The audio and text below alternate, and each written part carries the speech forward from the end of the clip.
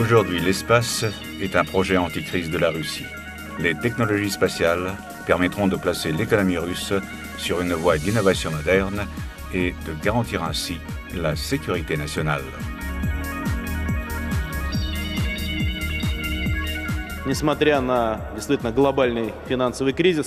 Malgré la crise financière globale réelle, nous allons investir le domaine spatial, les sciences russes, l'industrie et la défense.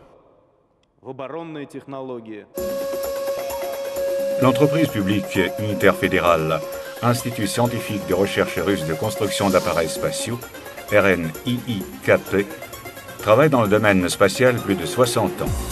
Les systèmes de commande radio des lanceurs, des vols habités et des stations orbitales, dès les premiers et jusqu'aux plus sophistiqués, ont été conçus ici.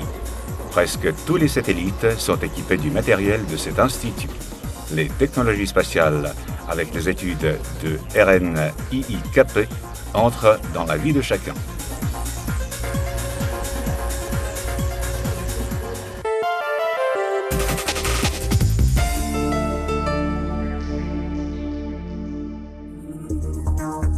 GLONASS, coopération dans le système international de recherche et de sauvetage COSPAS-SARSAT, vue de l'espace faite par les appareils de télésondage de la Terre, tout cela est à la charge de l'Institut scientifique de recherche russe de construction d'appareils spatiaux qui dispose d'une base d'essai unique et d'une propre usine expérimentale.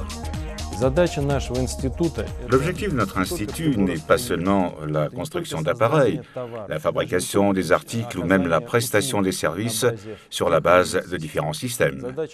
L'objectif de notre institut est la résolution de tous les problèmes du client et la création de l'impression éclatante de la vie. Plus de 50 régions de la Russie utilisent les possibilités des systèmes spatiaux. Les voitures des services de patrouille, de l'inspection routière et de la garde extérieure sont équipés des récepteurs GLONASS. En appelant aux secouristes, vous pouvez être sûr que ces dernières réagissent instantanément, et ceci grâce aux technologies spatiales. 01, service de sauvetage. La signalisation sonne, on va vérifier tout de suite. L'ambulance dotée d'un récepteur GLONASS devient effectivement urgente. Il y a des cas où un instant sauve la vie. Ils sont capables de s'orienter plus vite. L'appel arrive en urgence et ils décident quelle équipe envoyer. Sur la base des cartes faites depuis les satellites, on crée les modèles 3D des villes. C'est d'un grand secours pour les architectes et les urbanistes.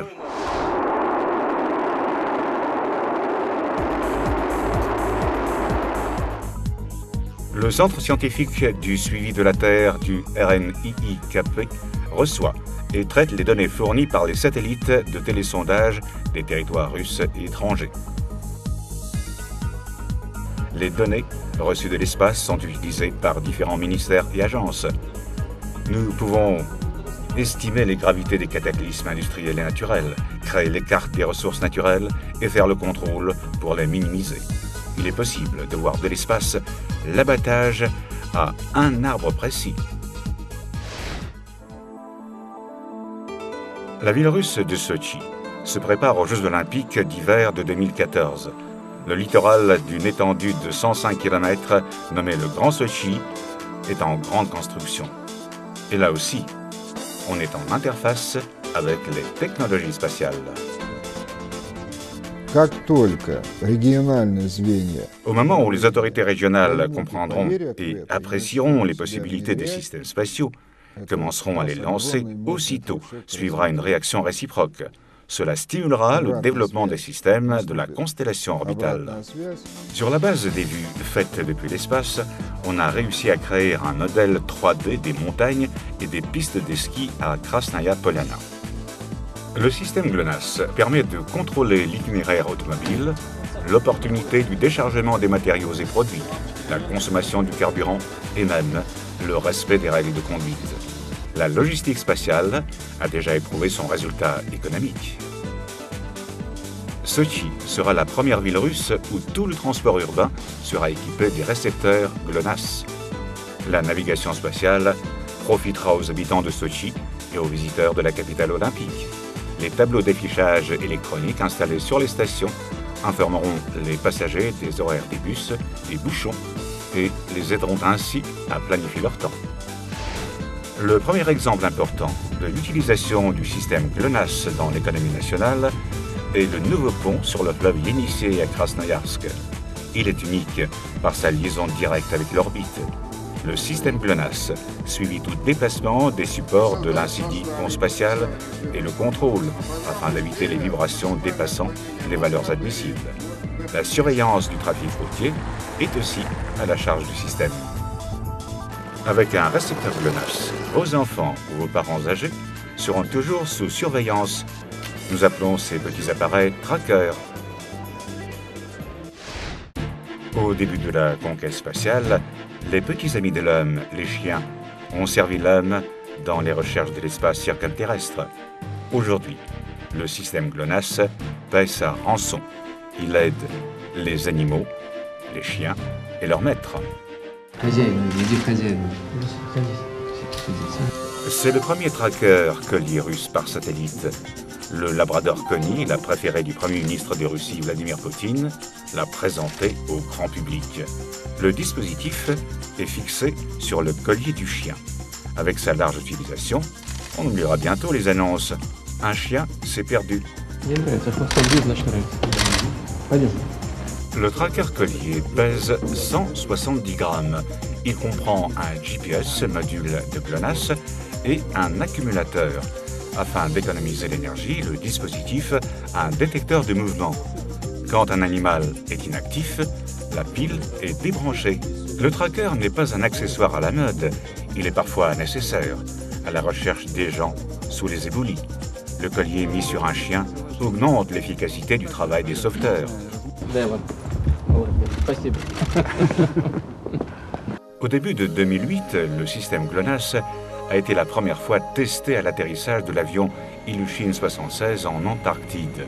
Le seul moyen de repère était les satellites russes. L'atterrissage s'est passé avec succès. La précision des paramètres des appareils était entre 3 et 10 mètres. C'est un événement historique. Avant, on effectuait les atterrissages en Antarctide d'une manière dite visuelle, et pour cela on choisissait les meilleurs pilotes.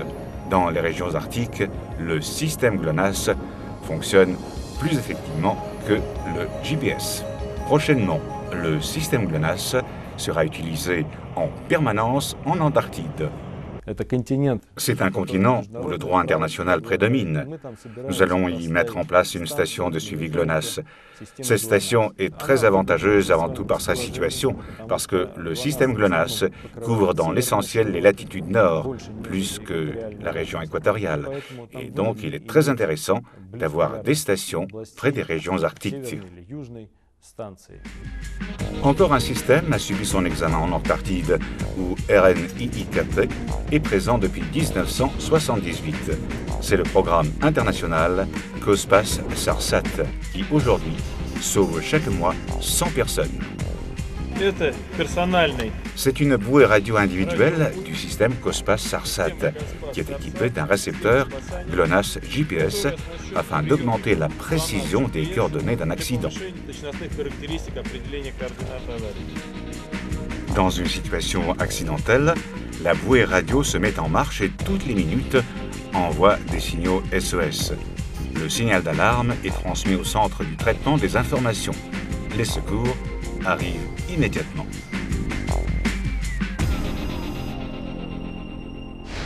Notre pays a réussi à mettre au point la production en série des satellites GLONASS-M.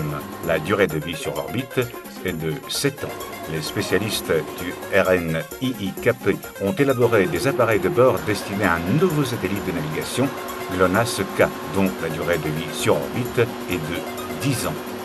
Pour le système de sauvetage, l'Institut a conçu des petits satellites de la nouvelle génération, STERC.